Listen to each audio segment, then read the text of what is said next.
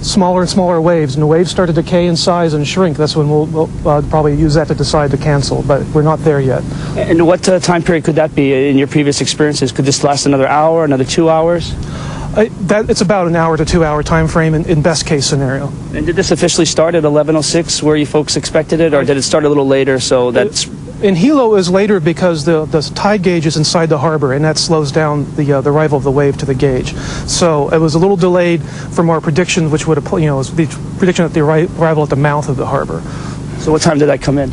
I think it was about, I don't remember exactly, but I think it was like 5 to 10 minutes later, something like that. You mentioned the water being about a meter higher in Hilo. Have you heard any reports of any type of damage or debris or anything like that at all? Not in Hawaii. I have heard there's reports of damage in Ventura, California as a result of this tsunami. What information can you tell us about that, sir? I don't know. I took the call and handed it to my director, but it was from the Alaska Tsunami Warning Center director was getting those reports, and it's his responsibility for the U.S. mainland. And that's the latest here at the Pacific Tsunami Warning Center. Dr. Nathan Becker coming out here and telling us that this event did begin about 10 minutes later than they expected because of where the gauges were located. But about a meter high, this first wave, and then the water dipped about a meter below water level there. So right now, nothing too serious to report, but they're still keeping a cautious eye on this. This could not be over just yet. We're still in kind of this area where something serious could happen, and so everyone should be on the alert out there. And as soon as more information becomes available to us here at the Pacific Tsunami Warning Center, we'll be bringing it to you. Reporting live, I'm Dan Meisenzahl for KITV-4 News. Back to the news desk. All right, thank you so much, Dan. All right.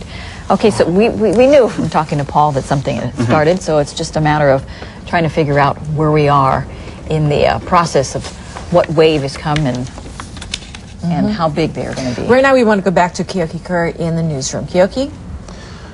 Hi, Pam and Paula. We were talking earlier about the bus and HandiVan service. A lot of people have been asking us about this and about whether it is actually working today. And the answer is yes, it is, but on a limited basis. Let me tell you about that. Again, for all bus and HandiVan folks, they are running their normal Saturday schedule for the bus, except for detours, obviously, away from evacuation zones. So, for example, routes have been modified in areas where police have closed off the road. So if you're going into Waianae, for instance, where Farrington Highway near the ocean, there's a cutoff point there, obviously. That becomes the terminus of that bus route.